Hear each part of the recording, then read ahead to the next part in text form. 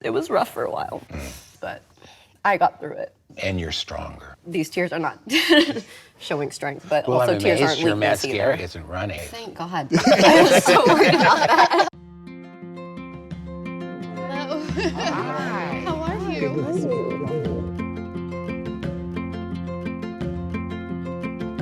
I'm loving your blues.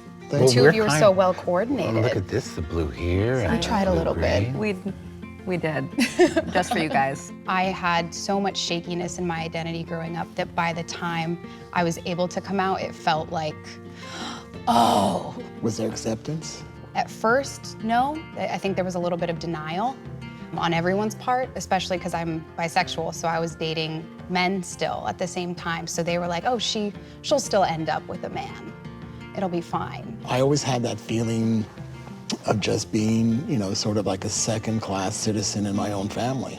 When I finally realized, probably around like 14, 15, that I was gay, but certainly kept it to myself. And then when I came out to my family at 16, and that was sort of like, okay, they acknowledged it, and then we ignored it. We ignored it for several years.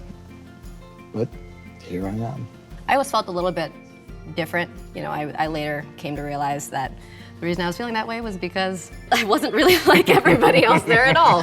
I wasn't lucky enough to tell my parents that I was gay. Someone else told them, and that was hard. My family, it was rough for a while, but I got through it. And you're stronger. We're so much stronger. Yeah. These tears are not showing strength, but Well, also I'm tears amazed aren't your weakness mascara either. isn't running. I mean, I'm totally Oh, amazed. thank God. I was so worried about that. When I was in college, that's when I first came out as far as acted on the fact that I was gay. I hadn't really done anything before that. Finally, one day I was taking my mother to Thanksgiving and we were listening to NPR on the radio, and all of a sudden something came up about AIDS. And my mother says to me, that's what they deserve. And so I actually pulled off the freeway. And I told her, I said, Mother, is that what, and I named all of our friends, Roy and Joe and this one and that one, is that what they deserve? I said, more importantly, is that what I deserve? It was very difficult, but my mom and I realized that I needed to love her just like I wanted her to love me. And I had to give her that unconditional love. And so that's what I did. And eventually, she walked in the gay pride parade with us.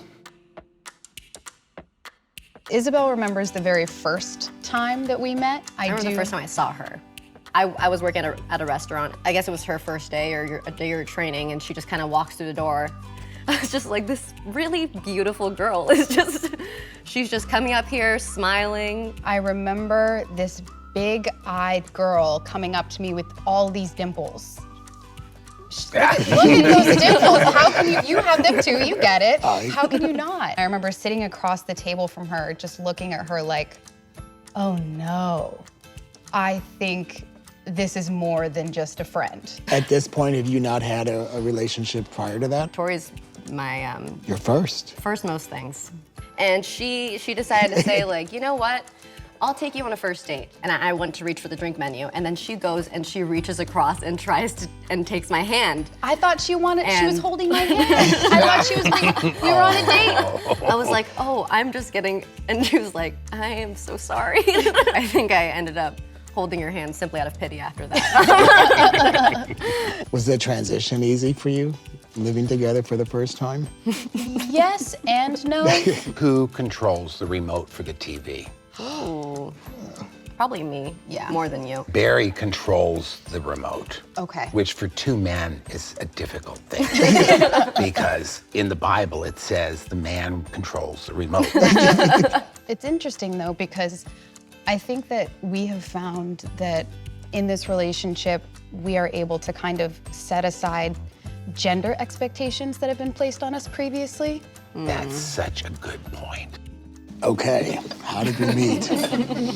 We basically joined a bereavement group. We both lost our spouses. We both, through our therapist, told us to join this gay bulletin board. I was so happy. We went out to dinner and his credit card worked. And I was like, oh, that's a good one. Let's keep this one. So Van and I knew, or at least I knew, that Van and I were he was the one early on. How was it for you guys? We're just best friends. So Yeah, we're best friends. yeah, so there's so much more than just romance that goes into having a partner and just living life and doing all those things and just feeling comfortable. I remember you were getting phone calls from family at that time that weren't necessarily positive ones. You just put your phone on mute, you put it in your pocket, and you were like, they're not going to take away from tonight. And I felt like safe and protected.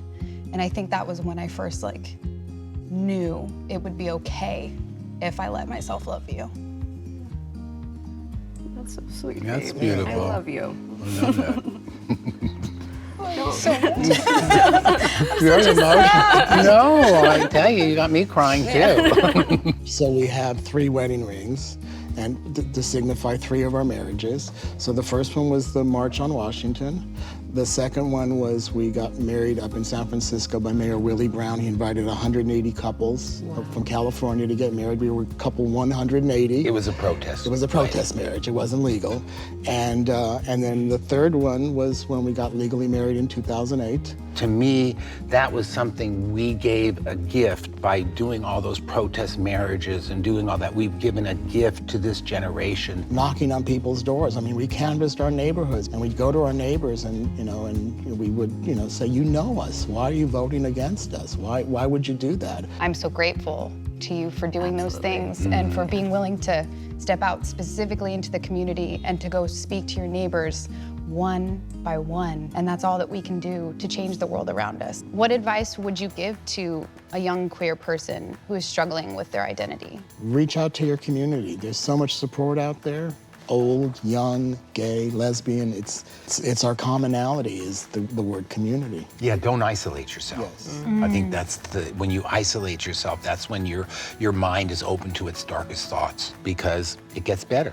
I would say let yourself be seen in whatever way that you find that is safe for you. As soon as you allow someone to see you, you see how much you matter. For young queer people to just not listen to all the negative comments and whatever else they hear from either family, friends, people on the internet, to just try and quiet that noise and to just remember that you have worth. Thank you for really sharing and opening up about your life because it gave us a point of view that we were not privy to.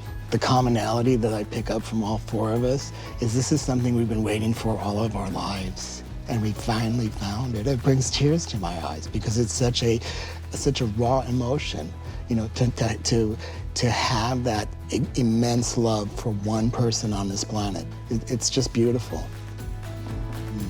Well, they're gonna guess.